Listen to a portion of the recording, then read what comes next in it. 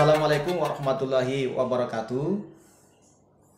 Saya Laode Abdul Rajab Nadia, dosen Fakultas Perikanan dan Ilmu Kelautan Universitas Halu Oleo, dan juga sebagai owner Kopi Kahawaku.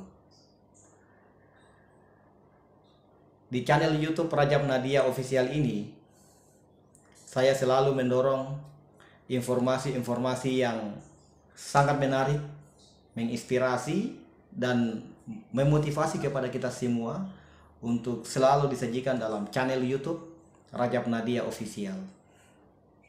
Alhamdulillah, pada kesempatan kali ini saya akan mengurai sebuah topik yang berkaitan dengan komunitas yang hari ini termarginalkan. Sebuah komunitas yang terpinggirkan, meskipun mereka memiliki potensi sumber daya alam yang sangat berlimpah di sekitarnya, akan tetapi kemampuan daya juang itu hanya berada pada semangat mereka untuk bisa hidup mapan, sejahtera, dan mandiri dalam bisnisnya. Minggu lalu saya berbincang-bincang dengan banyak nelayan di Teluk Moramo, Kabupaten Konawe Selatan, Provinsi Sulawesi Tenggara. Ketika saya akan mengembangkan sebuah riset yang sangat detail yang berkaitan dengan model dinamik sumber daya ikan kerapu, saya berbincang-bincang dengan banyak nelayan. Ada satu hal yang menurut saya itu perlu saya ungkap dalam video kita kali ini.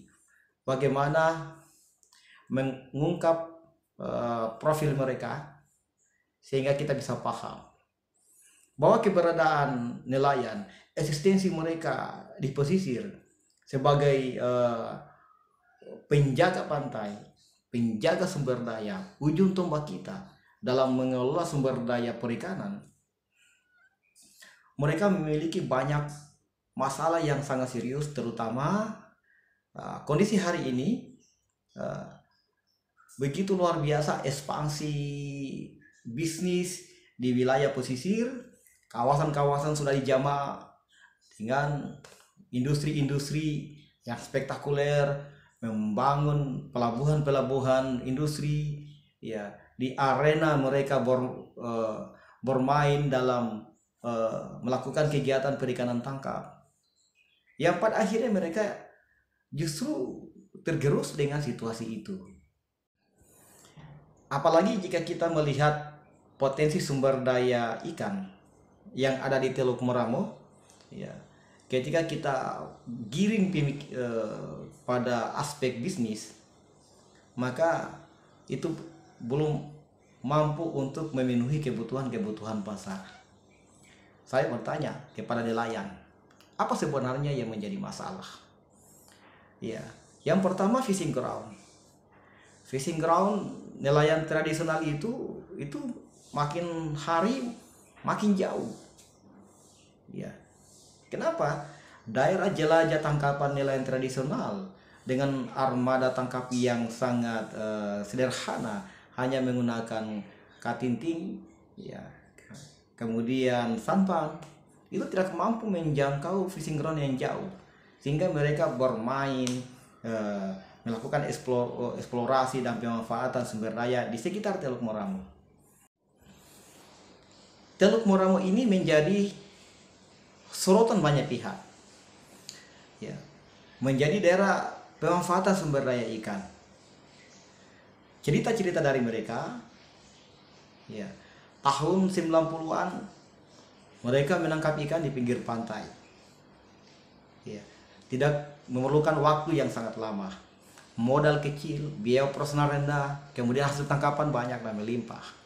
Tahun 2000-an, ya, ikan-ikan sudah mulai menurun berdasarkan ukuran ikan yang tertangkap, dan jenis-jenis ikan target sudah mulai ada cikal bakal, terjadi sesuatu yang menurun jumlah hasil tangkapannya.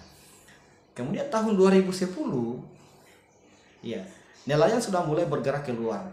Kenapa? Karena sumber daya ikan sudah mulai